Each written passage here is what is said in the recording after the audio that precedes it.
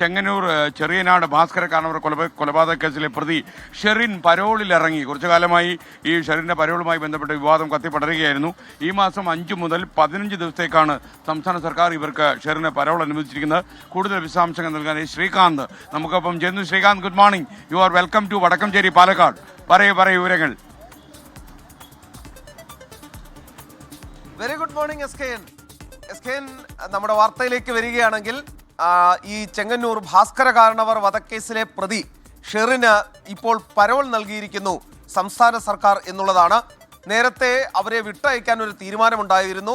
നല്ല നടപ്പാണ് ഷെറിൻ ജയിലിൽ എന്ന് ചൂണ്ടിക്കാട്ടിയാണ് വിട്ടയക്കാൻ നീക്കം നടത്തിയത്. പക്ഷേ അതിനെതിരെ ശക്തമായ പ്രതിഷേധം ഉയരുകയും അത് വിവാദമാവുകയും ചെയ്തതോടെ ആ തീരുമാനം മരവിപ്പിക്കുകയാണ് പിന്നീടുണ്ടായത്.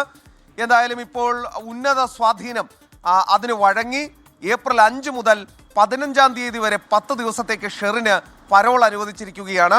അതുമാത്രമല്ല 3 ദിവസം യാത്രയ്ക്കും അനുവാദം നൽകിയിരിക്കുന്നു എന്നുള്ളതാണ് വ്യക്തമാകുന്നത്.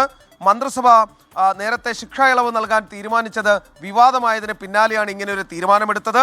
14 വർഷത്തെ ശിക്ഷാ കാലയളവിൽ 500 ദിവസം ഷെറിന് പരോൾ ലഭിച്ചിട്ടുണ്ട് എന്ന വിവരവും പുറത്തു വരുന്നുണ്ട്. അതായത് സ്വാധീനമുള്ളവർക്ക് ജയിലിൽ നിന്നല്ല എവിടെയും എന്തും നേടിയെടുക്കാൻ കഴിയുമെന്നുള്ളതിന് ഉദാഹരണം.